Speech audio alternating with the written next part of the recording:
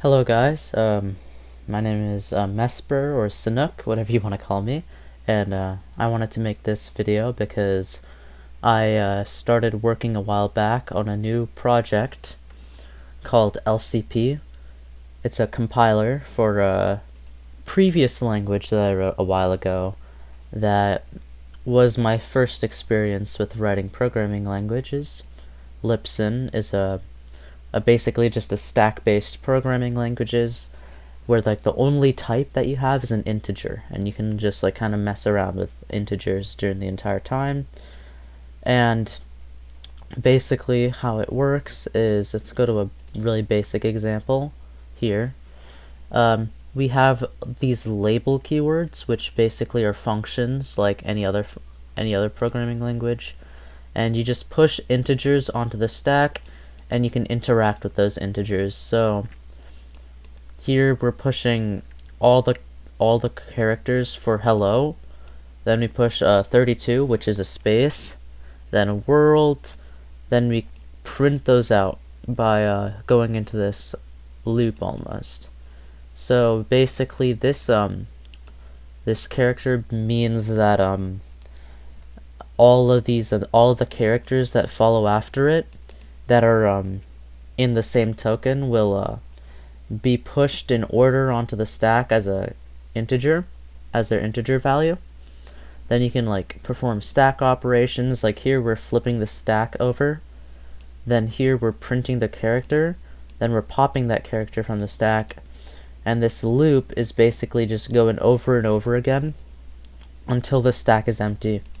And that's how you print hello world in Lipson.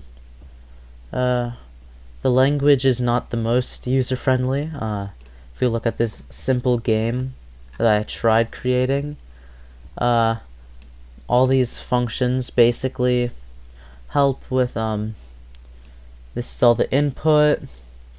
We get the line. We check all the values.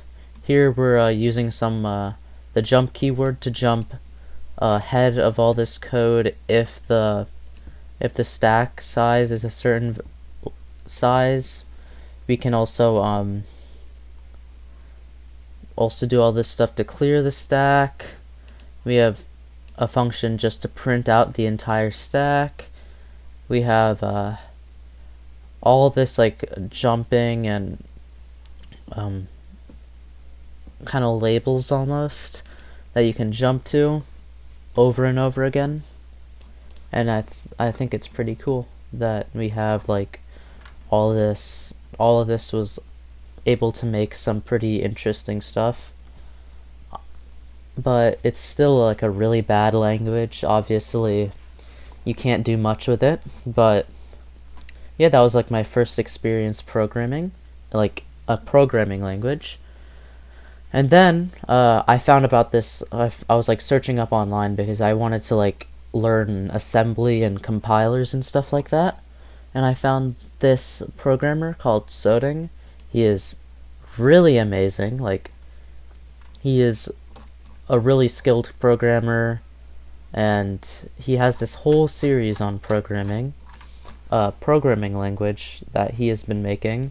I think he stopped recently, but there's like over like 50 videos in the series, and it's just his devlog of programming.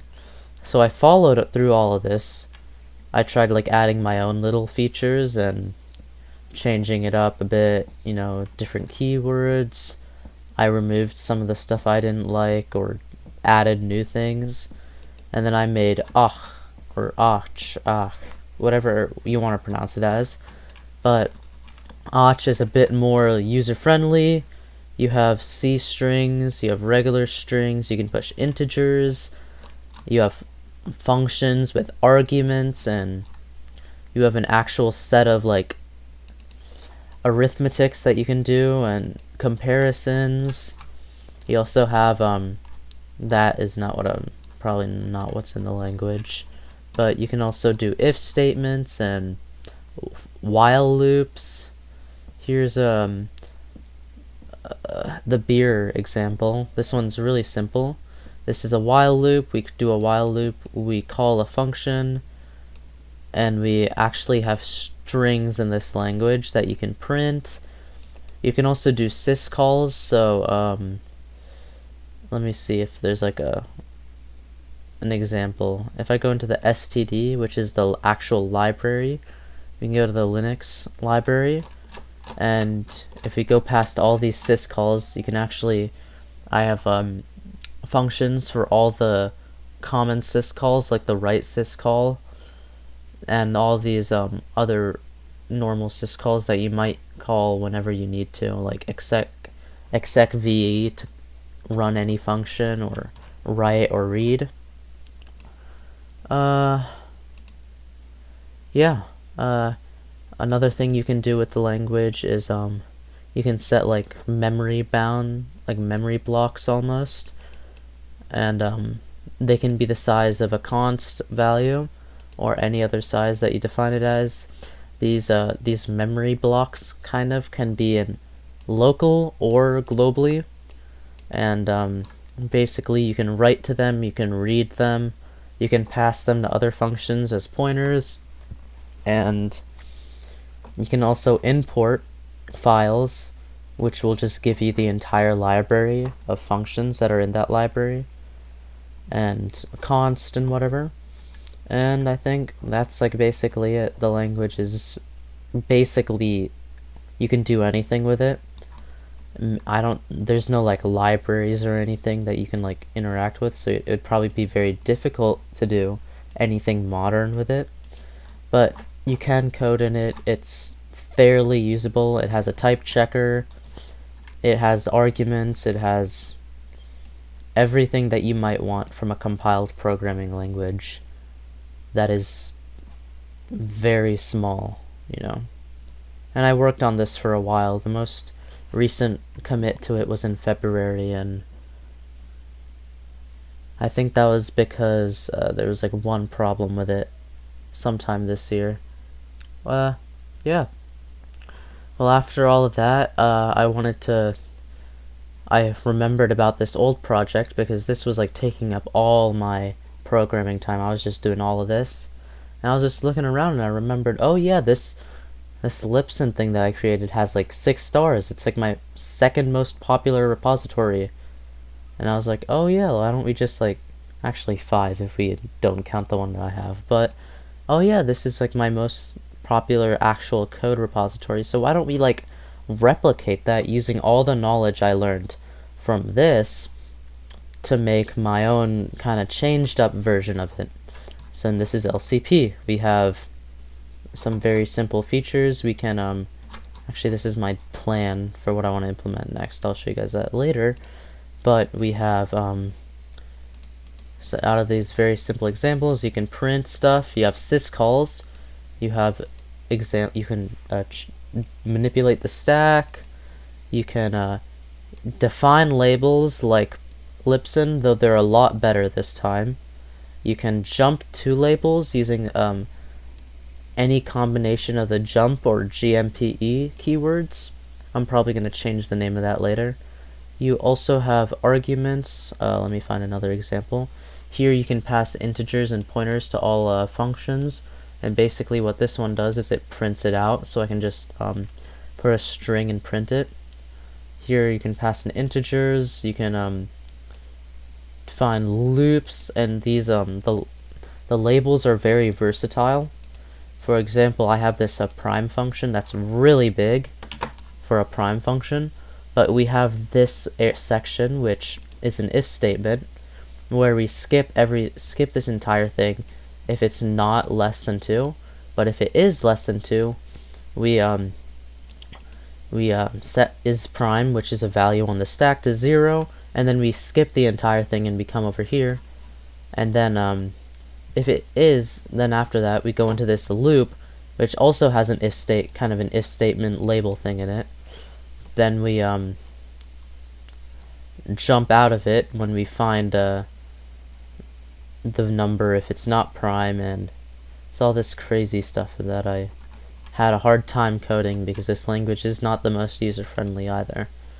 But yeah, I mean, that's basically the language. I guess you can like look at what like kind of the language, how I have it organized and stuff. That's another thing that I opened. There's nothing important in that, right? Oh yeah, no. I don't think so. So, let me open my README first. So this is the README. It's always at the root. We have a makefile. There's our examples. Then we have our source directory where all our C++ files go. And an include directory inside that. I think the first part we should check out is the lexer, which is probably a mix of the simplest and most complicated part. It's kind of hard to read. I'm not the best at coding lexers, so this is basically the same as the one that Och has. Basically how it works is we read a line from the file, we pass it to this tokenized line function. It'll set a counter. It'll start at 0, then it'll call a function which counts up to the first character that isn't a space. Then it'll call another function that counts to the next character that is a space. So it'll just basically find the beginning and the end of a token. Then it'll create a token class based off of that, and then pass the location it found as well as the type it thinks it was. And you can see these functions. So we find the token start column. It'll keep on going until it finds a character that isn't a space or isn't a comment pound symbol, and then find token column end. It will basically keep on going until it finds a character that isn't any of the following characters: pound symbol, parentheses, or brackets. And find string is basically the same as find token end column, except it just keeps on going until it finds another what's it called? This thing, the thing that I'm looking at, the thing that my cursor's over. God, how did I forget? And then it just makes a token. That it sounds simple. For me, I have a hard time reading that piece of code that I wrote.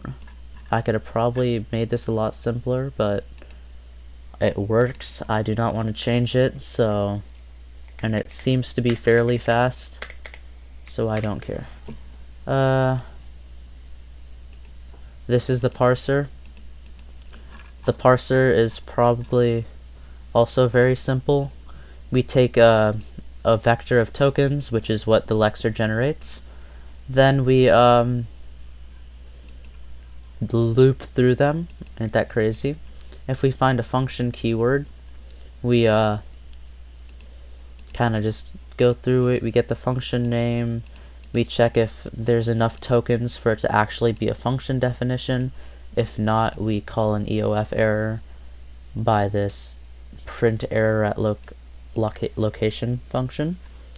Then we check the function name, see if it's legal, you know, not like some bunch of numbers or whatever. Then we check the end, see if there's actually stuff inside the function. Then we look for parentheses. If there's parentheses, we start parsing the arguments, which is just another a while loop, which basically just keeps on going until it finds this. Then check if there's code after function declaration. We just do that again. Check if there's any more code. If there isn't, we call an EOF error.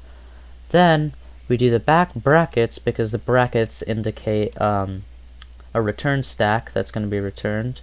So that's that. Then we add this function to our function call. Then we have set these, so we have a vector of ops, which is what is being put inside this functions vector, or map, I think. Yeah, map. And we just kind of loop through all the op modes. We convert the tokens to ops based on their string value, whether they're an integer type or not. And when we find an end thing, we check if the recursion's completely done, so we're not in like, I think if we're not in like a label or anything. And that's it, yeah. And these specific keywords require like another character after another token afterwards, so we just pass that in as an argument to the operator before pushing the op onto the vector. And once it's done, we kind of get out of that.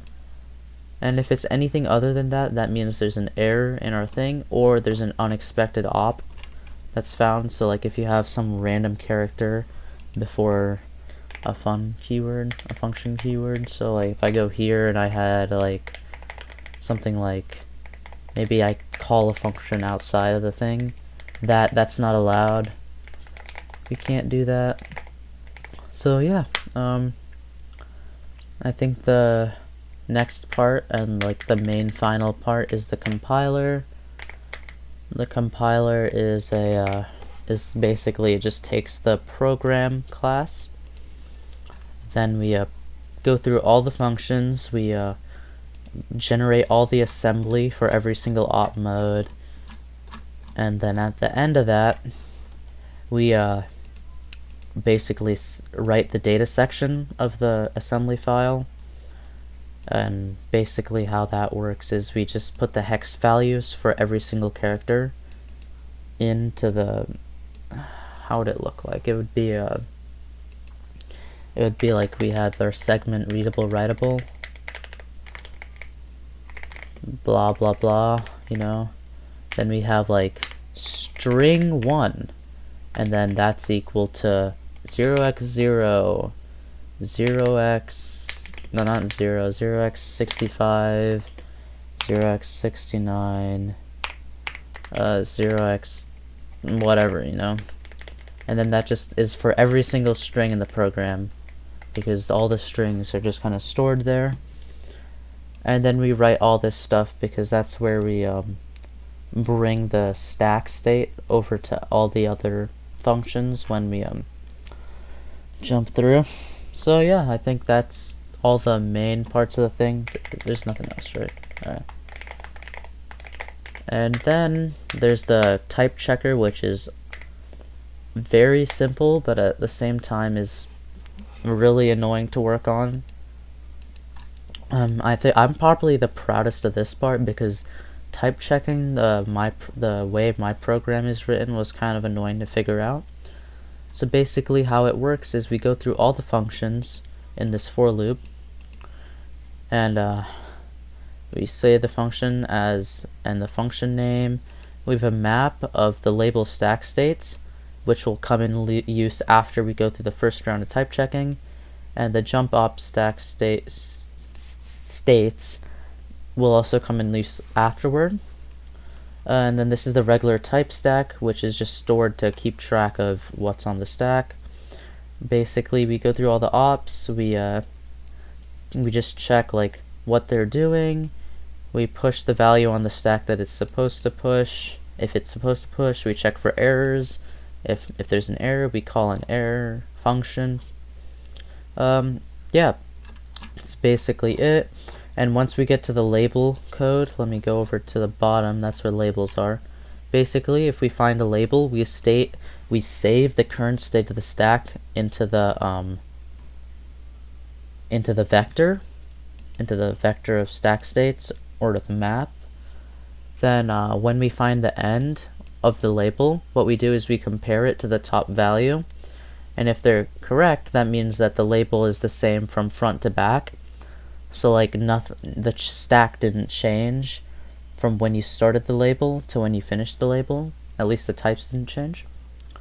When you jump, you want to also save this current state of the stack, because we're going to compare it to the label states at the end.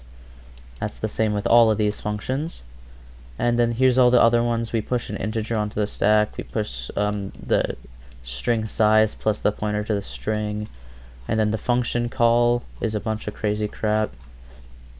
And these ops should not be appearing, so if any of these appear, it's probably an error in our code. So yeah. And then here's the second part. This is where we this is where we compare the return stack if it's equal to what the parser says the return stack should be for this function. Then we call an error if it's not. If it is, then we're good. Then we go through the second round of type checking, and this is basically where we go through all the ops, the type stacks in the jump op stack states variable. And basically how this works is we compare these stack states to what the stack is supposed to be on the label, and if it's equal, then it's allowed, but if it's not, then it'll cause an error. Let me show an example of how this might work.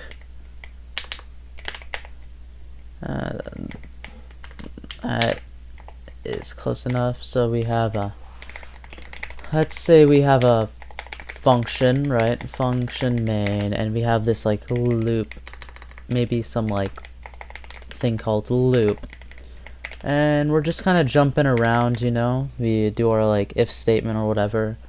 So we want to jump to the end of loop, so jump to the end of loop, but this is going to be jump to the end of the loop if true. So if it's like, maybe if like one, God, I have not used Vim in a while.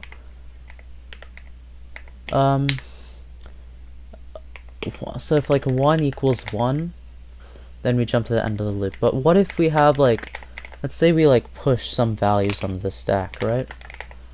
So if we have 2 integers onto the stack, and when we start the loop, it stores those values. Then we push another 2 values. This equals sign kind of consumes those 2 values on the stack, so we have 1 value.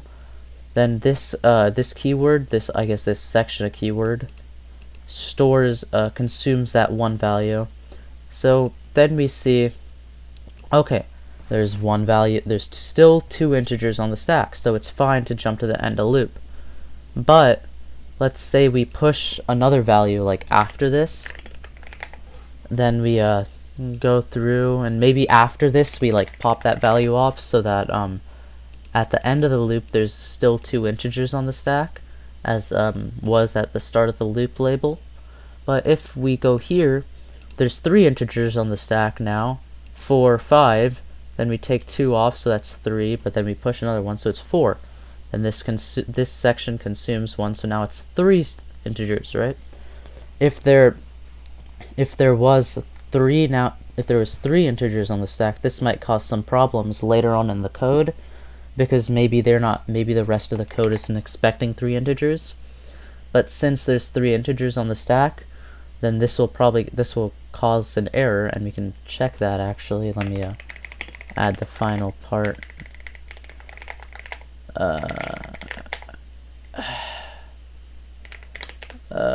Which one? It was LCP. Yeah, different types on stack than what we expected at the label, and then it shows that cjump et has an error attached to it, and yeah, and we can go there, and we probably have to debug a bit. I'm planning on making the things better, but here, alright. I don't know what that is for. Let me see. We have 2 integers. Oh wait, is that at line? What line is that at? 5-1. Oh, it's here. Maybe oh yeah, because we're not pushing something on the stack. We don't need that. Yeah. Okay. Then it compiles and it runs, and it shouldn't print anything. So yeah, that's it for the kind of the type checker, and now there's like the next stage of what I want to work on. Since my like type checker is mostly complete, I want to start working on like more kind of modern features like structs and classes and whatever, but obviously I have to kind of work up to that kind of level. So what I'm thinking of working on is kind of a more, I'm going to go in like 2 stages almost. So the first stage is kind of what I have in awk, whatever, and basically we just set a memory block kind of thing, and we set it to the size that we want it to be, like 16 bytes, That's how big that one is. I think, yeah, 16 bytes. And then after that, we kind of make it more complicated. Here, I'm thinking, instead of having as like 8 bytes, it's probably going to be like int. So we can have like maybe an I32 or an I64, whatever you want. Probably just going to be called integer because that's what's being pushed onto the stack. So we can store data into sections like this. So we have we can set num1 as int and num2 as an int.